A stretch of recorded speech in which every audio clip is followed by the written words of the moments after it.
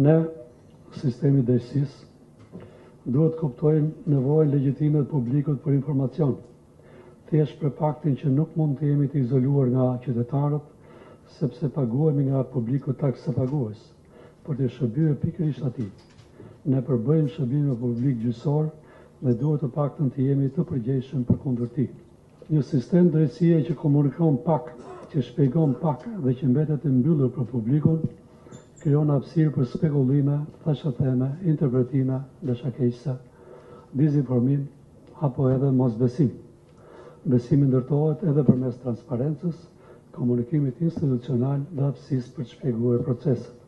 Megjithatë, në praktik shpesh përballem atë që është filluar të quhet gjykim paralel ose gjykatë publike.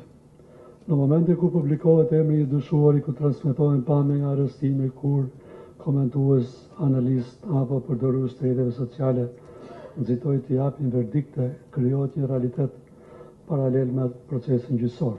Dhe në këtë realitet, perceptimi shpeshherë zëvendën e provës. Marrëdhënia midis medias dhe drejtësisë është bërë edhe më komplekse për shkak të revolucionit teknologjik.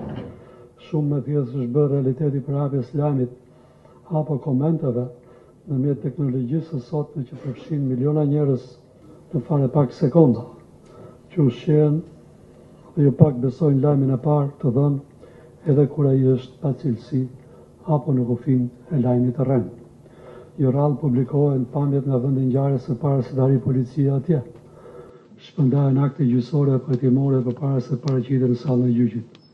Ndaj, nevoja për vetëqëndrim në standardet etike dhe kulturës apo përgjegjësisë profesionale është e lartë, në proporcion të drejtë me mundësinë e ndikimit të lajmit në publik. Media inkurajohet të mos esht për çështjet veçanërisht ato penale me interes publik. Është e shëndetshme për të gjithë që ajo që duhet të raportojë, sepse i shërben transparencës dhe llogaridhënies së institucioneve të drejtësisë.